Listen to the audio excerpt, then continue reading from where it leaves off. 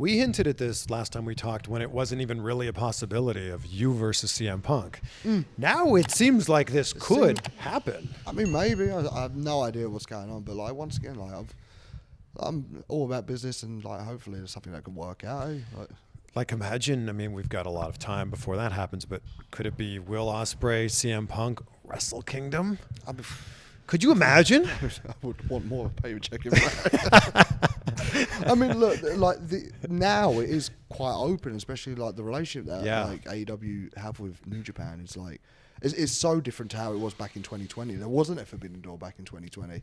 So like now the relationship's like kind of grown, and like I mean Carl and Davis are over there all the time now, and so I am a little bit like doing AEW was a real eye opener, and like how TV wrestling works and how like just the backstage vibes and stuff like that. I was kind of like, okay, like so I guess this is like how like the American side is now, because my only experience with American wrestling is the Indians in Ring of Honor, and Ring of Honor was like, it was just like go out there to do a really good match, but like this is all about like camera acting, camera cuts. But it did make me go like, okay, well, there's another thing to learn. Did Tony Khan go, oh my God, you're so awesome? He gave me the biggest hug after my match with Dax, and like man lined me up as well. He was just like, well, that was amazing. And I lunged towards me. Tony Khan does give some great hugs. Mate, I love him. He's just got all this money. He just I want to make a wrestling company. Yeah, I just want to book and then he's just bought everyone. And I was just like, you do you, mate. Yeah. You do, like. I just felt, as a Will Ospreay fan myself, that we didn't get the Will Ospreay that I know and love in AEW.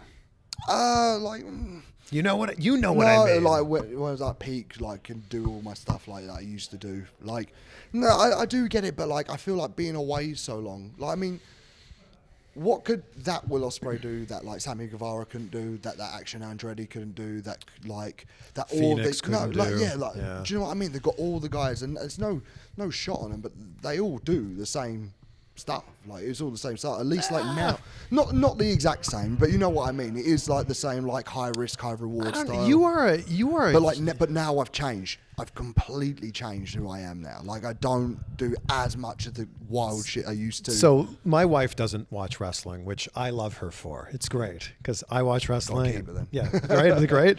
So I showed her some highlights of you this morning, and she goes, "He's like a stunt man in real life. He's like a superhero." And I'm like, "Yes, I know." And like he's doing this all in one take. I don't think there's anybody in AEW that does it like that. Nah, like there are like guys in there, like for sure there are. It is very kind of you to say. But no, like because I don't think I'm that. Like no, I know I'm good. Good. Like, Okay, keep going.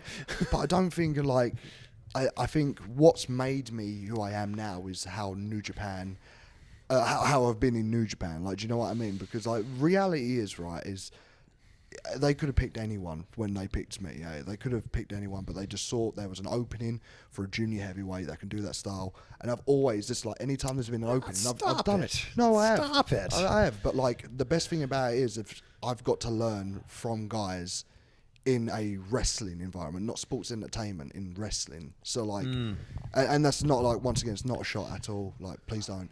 But it is just like I'm able to like just work on my fundamentals and work on my wrestling. It's a completely different style. Like the selling and the taking time and listening to a crowd, and like I've been so blessed. But like if I'm over in like AEW or NXT at that time, like I don't think I would have been given that chance to maybe be who I am now.